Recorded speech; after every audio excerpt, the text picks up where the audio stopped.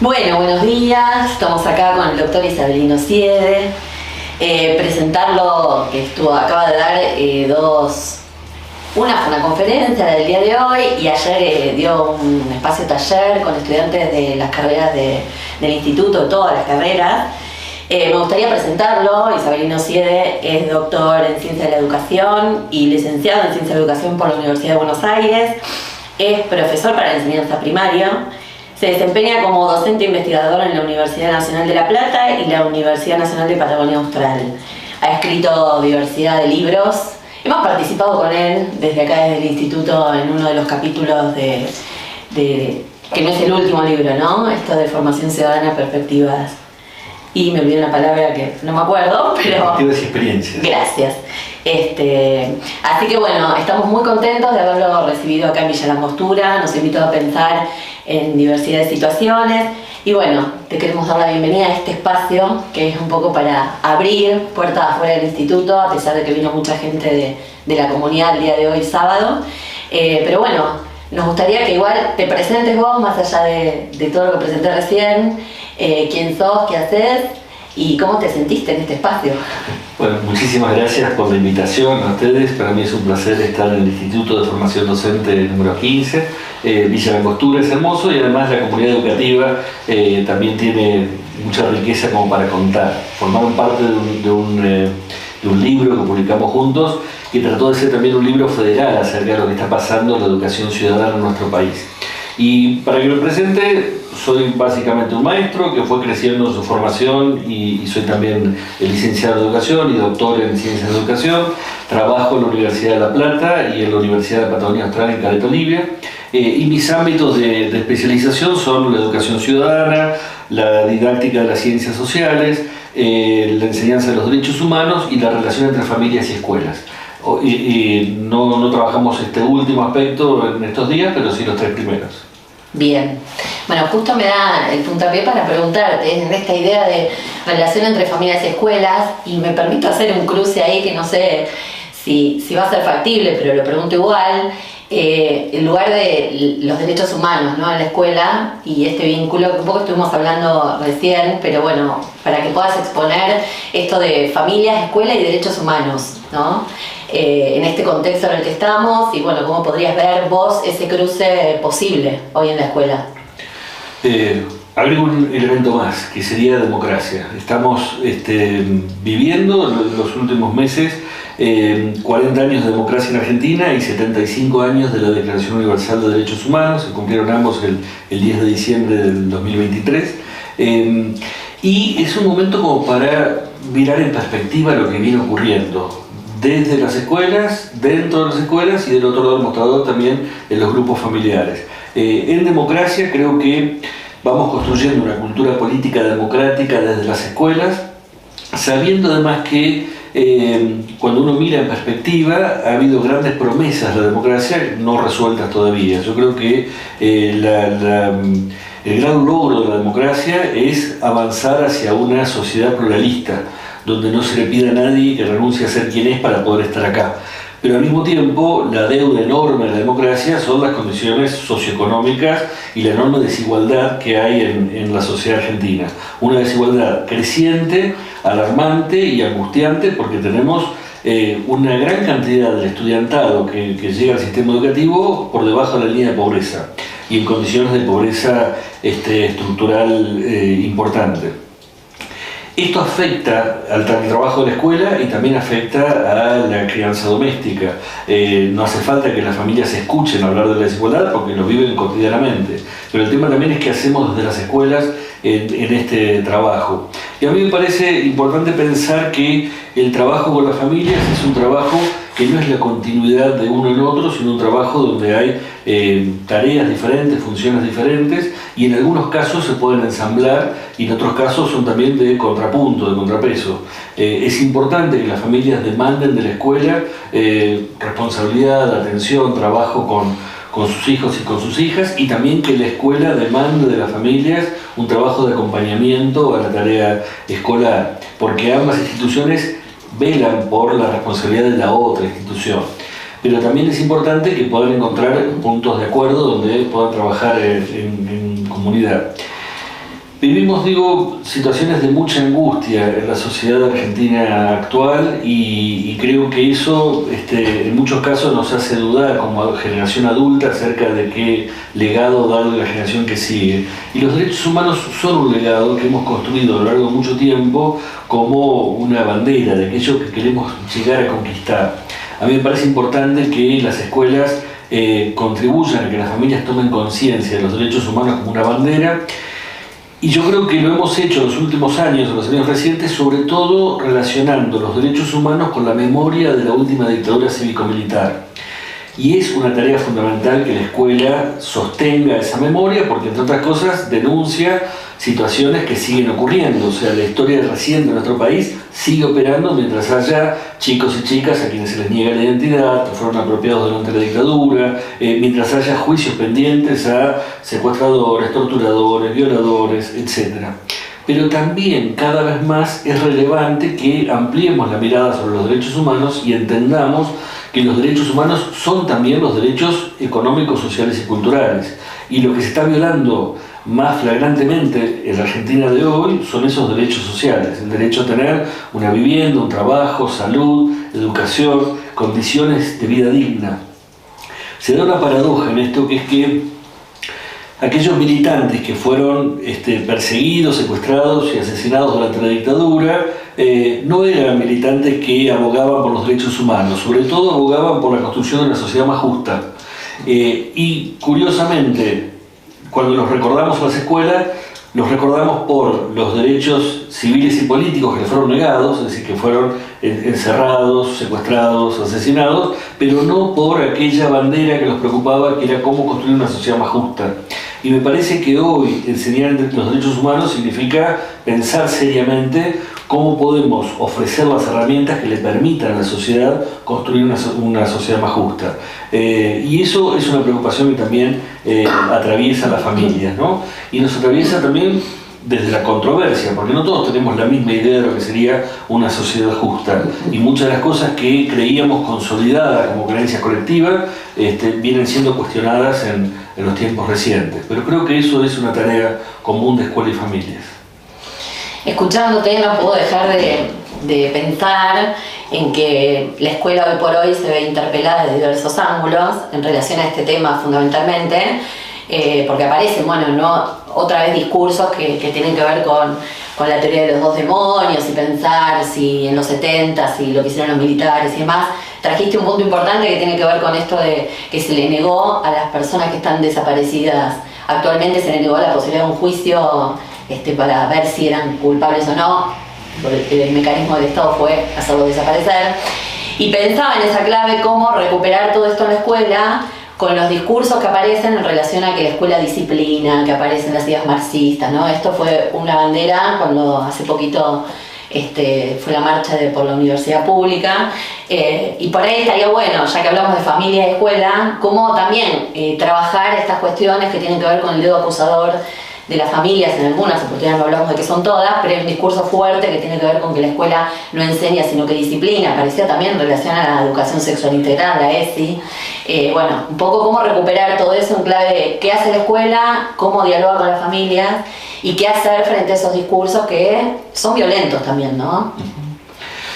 A ver, en principio, cuando yo recién hablaba de la distinción entre las tareas entre familia y escuelas, es que la escuela es un espacio público de construcción de lo público. Cuando un chico o una chica ingresa a la escuela, con quien se encuentra no es con la segunda mamá, sino con el primer agente público, que es su maestra o su maestro, y en el espacio público de la sala de nivel inicial o del primer grado de la escuela primaria, empieza a construir sus primeras representaciones sobre lo público, y cuando digo lo público me refiero a lo político.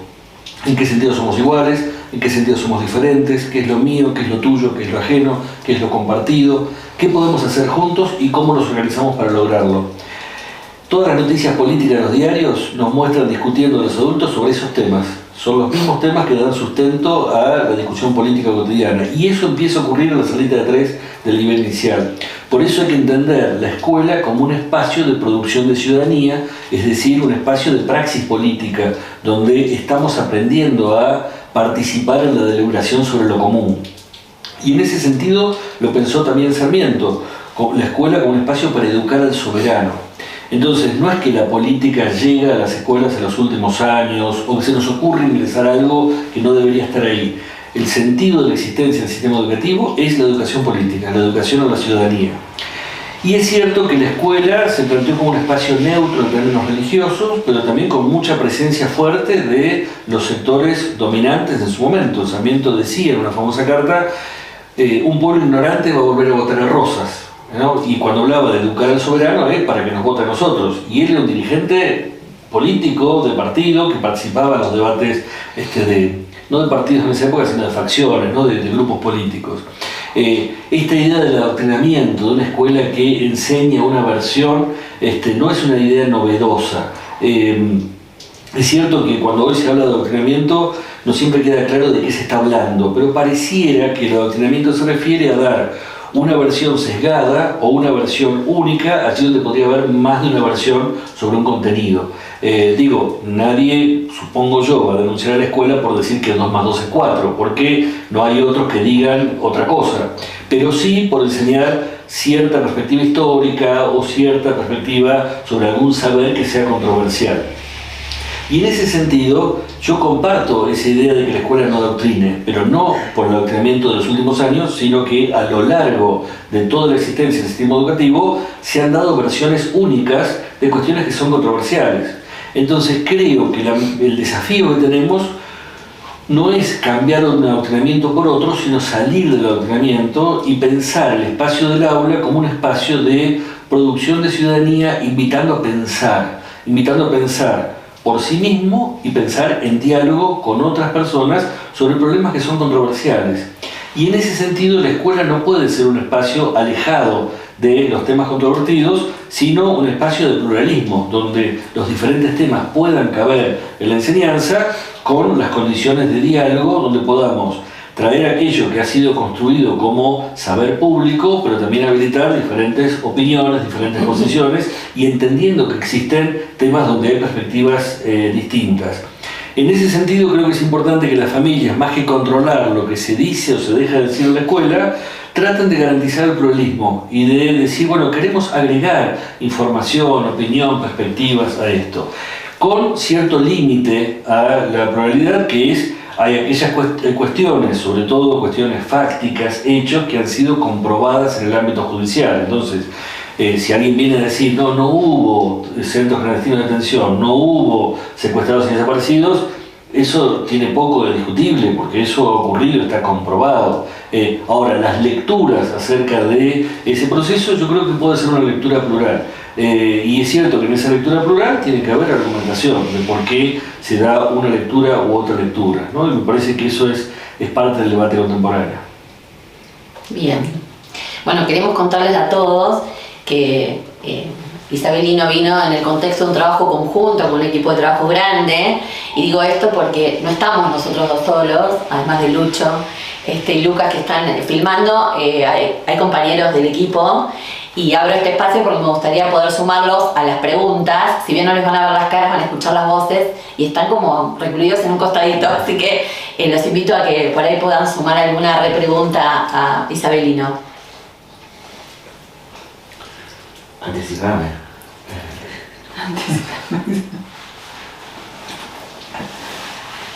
Cri, cri. Se corta, ¿no? Muy bien. Bueno, mientras piensan, yo agrego una cosita de lo que dijo. Tomando lo que traes, pensaba que los docentes no somos seres inertes de pensamiento. Cada uno venimos con una formación a lo largo de la vida, una ideología acerca de la mirada del mundo, y en este sentido también esa perspectiva sobre el mundo participa del modo en que enseñamos. El tema es que no sea un modo único de enseñar desde nuestra perspectiva y que sea una más, abrir una puerta para una más entre tantas posibles, ¿no? Sí. Creo que es un trabajo difícil de hacer esta idea de la ideología, no que es objetivo, no existe esa objetividad, somos parte de eso. La ideología está siempre presente, pero también hay un trabajo que uno hace sobre sí mismo como responsable de llevar adelante esa construcción de lo público, ¿no?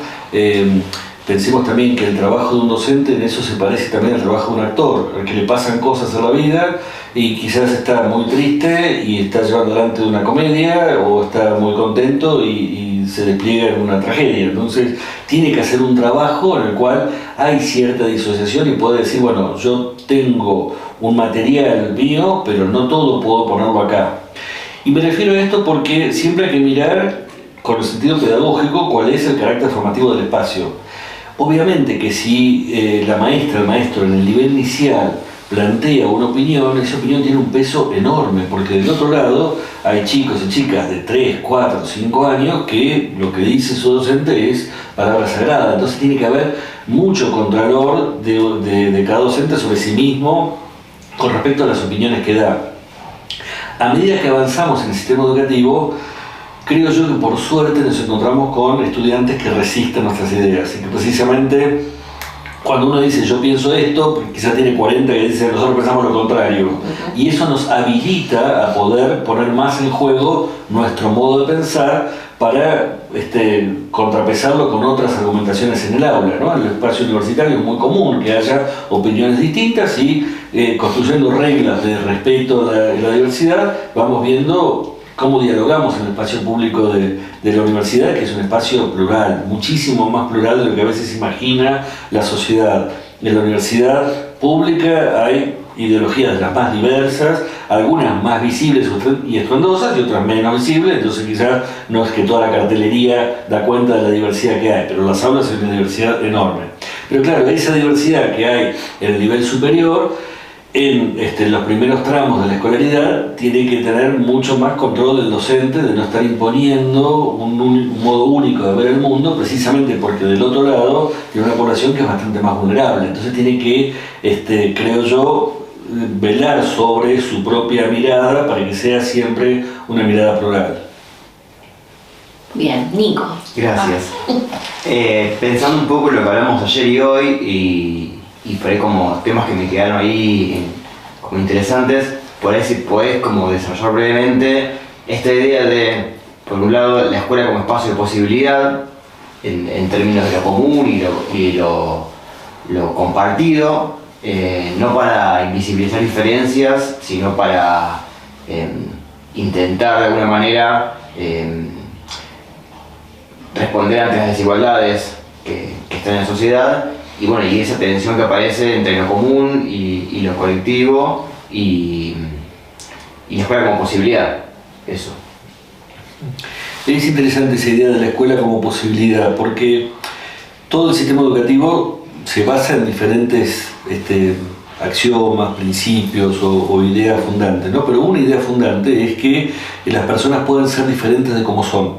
Si nosotros no creemos en que las personas pueden cambiar, ¿para qué los tenemos retenidos durante un montón de años en la escuela? Y cuando digo cambiar me refiero a aprender, a transformarse a sí mismos, a encontrar cosas distintas de las que tenía. Y esto a veces se oscila entre dos polos, ¿no? Una escuela que planteaba ustedes tienen que cambiar y entonces nosotros nos vamos a transformar, una escuela que civiliza bárbaros, o una escuela que acepta y respeta las diferencias y no pretende transformar a nadie. Y yo creo que ambos polos son cuestionables, porque de lo que se trata es de que nos transformemos mutuamente en la tarea común, que es la tarea de conocimiento, de ampliar la experiencia social, de abrir los horizontes de pensamiento. Hoy hay un pedagogo francés, Philippe Méliès, que plantea una imagen interesante en ese sentido. Él habla de... Hay un librito muy bonito de él que se llama Frankenstein Educador, ¿no? Y él dice que puede encontrar en el relato de Frankenstein esa expectativa muy omnipotente de alguien imbuido de todo el conocimiento, un médico, el doctor Frankenstein, que junta cachos de muertos del cementerio y trata de darle vida y de inventar a ese sujeto para que sea como él quiere que sea. Y dice Méliès que hay un gesto muy autoritario de querer moldear al otro como yo quiero que sea, y que a veces nos sale a los docentes ese gesto autoritario de querer juntar cachos de muertos, que son las disciplinas escolares, y sacar el perfil del egresado. Yo quiero que sea así. Pero él avanza un poco más y dice, no fue el único gesto autoritario del Dr. Frankenstein, porque después de eso, cuando él le dio vida a la criatura, se asustó de lo que había hecho y lo abandonó. Y esa criatura no tenía nombre, no fue presentada en sociedad, no tuvo orientaciones para moverse en el mundo, y esa criatura abandonada a sí misma se transformó en un monstruo. Y dice Mérier que a veces los docentes oscilamos entre esos dos gestos autoritarios. O logramos que el otro sea como queremos que sea, o lo abandonamos a su suerte. Si no es como yo quiero, entonces no merece mi enseñanza. Y creo que nuestro trabajo está en evitar esos polos y pensar el aula como un espacio donde podemos ser mejor de lo que somos hoy. Y podemos ser mejor porque construimos colectivamente, porque nos reconocemos, porque conocemos, porque pensamos el mundo. Y eso es pensar el aula como un espacio de posibilidades. Lu. A ver si puedo formular esta pregunta. Que ayer estábamos conversando en este equipo de trabajo que tenemos. Tiene que ver con lo que decías hace un rato de uno de los desafíos que tenemos como docentes para la educación ciudadana y democrática es el desafío de la diversidad, ¿no? Entonces, la pregunta de, bueno, ¿cómo hacemos para incluir en la escuela ciertas perspectivas sobre el mundo que nunca estuvieron? Y entonces hablamos de, acá nos preguntamos sobre el pueblo mapuche y cómo incorporamos esa visión, esa cosmovisión en la escuela. Y ante eso aparecen otras preguntas de otros actores como, ay, ¿por qué eso sí? Y no podemos hablar de, entonces, o no podemos hablar, pero ¿por qué no incorporarlas también de las religiones occidentales, de las grandes religiones occidentales?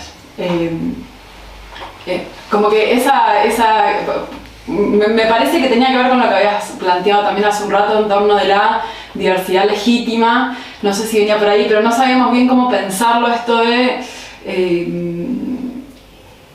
si entran en situación de igualdad esos discursos o esas cosmovisiones a la escuela, si no ponen en cuestión la laicidad de la escuela.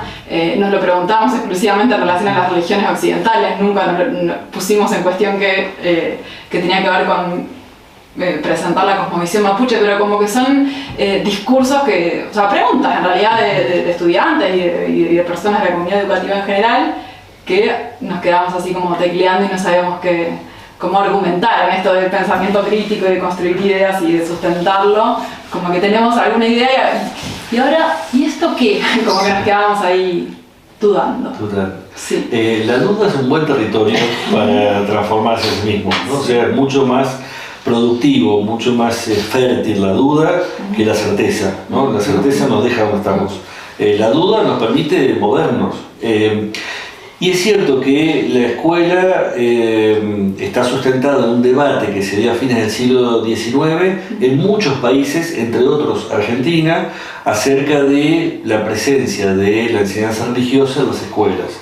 En Europa todos los sistemas educativos habían crecido asociados a iglesias, ¿no? En algunos países la iglesia católica, en otros países iglesias protestantes, y de alguna manera la laicidad surgió como un proceso de secularización, de separación del Estado de las iglesias propias de cada Estado nacional, como un proyecto centralmente estatal. Y eso implicó también como una marca de origen de, bueno, esto tiene que quedarse al margen de la escuela. Pero nos pasó también que muchas cosas quedaron al margen de la escuela. En algún sentido la escuela siguió dando una enseñanza moral muy parecida a la que daban las religiones, pero sin ese soporte, y en otros sentidos también quedaron como temas de los que no se podía hablar en la escuela. Algunos países, por ejemplo Francia, exacerbaron más el laicismo en las décadas recientes. Ahora está prohibido cualquier símbolo religioso, una persona puede ir con una crucecita o una estrella de David en el cuello, y yo creo que tenemos que avanzar hacia una escuela que sea pluralista, no una escuela que sea neutra o donde no se pueda hablar de algo. De toda la experiencia humana se puede hablar en la escuela, de toda la experiencia humana. Obviamente, si hay experiencia humana que toca algo cercano a la comunidad con la que trabajamos, tiene más relevancia que podamos hablar de ella. Entonces, obviamente, si nosotros tenemos familias del pueblo mapuche, bueno, tenemos que poner en juego esa cosmovisión.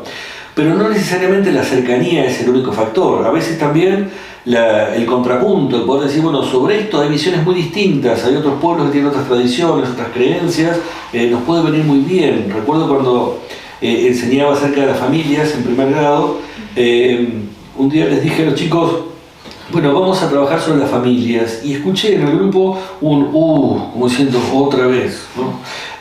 Porque lo había trabajado yo en el jardín, otra vez la familia. Tenía chicos cuyas familias tenían la mitad de padres y madres separados, entonces era como, este problema aparece de vuelta, voy a tener que contar de vuelta a mi familia. Y yo les dije, no, pero no vamos a hablar de la familia de ustedes, vamos a hablar de familias de otros lugares. Y empezamos a ver cómo era la organización familiar de familias en China, en Rusia, en India, en otras épocas, también vimos familias de pueblos originarios. Y en un momento trabajamos sobre un textito que explicaba sobre la familia europea moderna, y aparecía que muchas parejas se separaban, y entonces chicos y chicas estaban parte de la semana en la casa de su papá, parte de la semana en la casa de su mamá, y cuando estábamos trabajando eso, después de varias semanas, empiezo a ver que levantan la mano muchos y dicen, yo quiero contar, mi familia es así, porque la diversidad le dio la posibilidad a cada uno, a cada una de elegir cuándo, cuánto y cómo contar algo de su vida privada. Yo creo también que tenemos que pensar en una enseñanza plural donde nada de la experiencia humana queda afuera, y eso incluye también las diferentes religiones de todo el mundo, tomadas como los toma la escuela, como un lugar de conocimiento, para conocer la experiencia humana, no para adoctrinar o para plantear un juicio de valor sobre unas u otras. Son diferentes creencias. Lo único que tenemos como límite son los derechos que nos reconocemos como seres humanos, ¿no? Los derechos de niños, niñas y adolescentes. Entonces, cuando hay una creencia que va a contramano a ciertos derechos de la dignidad humana, esa la señalamos como como algo cuestionable, digamos, no como algo en paridad de condiciones con otras. Pero yo creo que tenemos que avanzar hacia esa escuela plural y salir de la idea de una escuela neutra, donde ciertos temas no puedan entrar. Bien, no sé si queda alguna pregunta más. Bueno, como reflexión final me quedo pensando en esta idea de cuántas veces sin darnos cuenta transformamos la vida de nuestros estudiantes en el objeto de estudio, ¿no? Casi presionando en este ejemplo que trajiste de voy a tener que hablar de mi familia, a lo mejor no quiero hablar de mi familia, y eso no es un objeto de estudio abordado por la escuela. Poner esta diferencia que planteaste entre pensar, reflexionar, aprender, conocer, igual como diferencias me parece, ¿no? Un poco para cerrar, no sé si tenés alguna reflexión en relación a eso o algo para cerrar. Sí, básicamente que siempre tiene que estar del lado del estudiante decidir cuándo y cuánto quiere abrir de su propia vida cotidiana y de su intimidad. Tanto en la ESI, la educación sexual integral, como en el estudio de las familias o si estudiamos la pobreza. Hay muchísimos temas de las ciencias sociales, de la educación ciudadana, que tocan cuestiones personales, pero nunca puede ser la propuesta didáctica la que diga ahora me van a tener que contar ustedes lo que pasa cotidianamente en sus casas, porque eso creo yo que excede la legitimidad del trabajo de la escuela. No puede ser ese el objeto de conocimiento. Sí, tiene que ser una posibilidad que esté en cualquiera de nuestros estudiantes. Bien. Bueno, te agradecemos muchísimo este espacio, las 2 jornadas que tuvimos, y bueno, ojalá te podamos recibir en otro momento con sol, pero bueno, un placer haberte escuchado. Muchas gracias. Muchísimas gracias.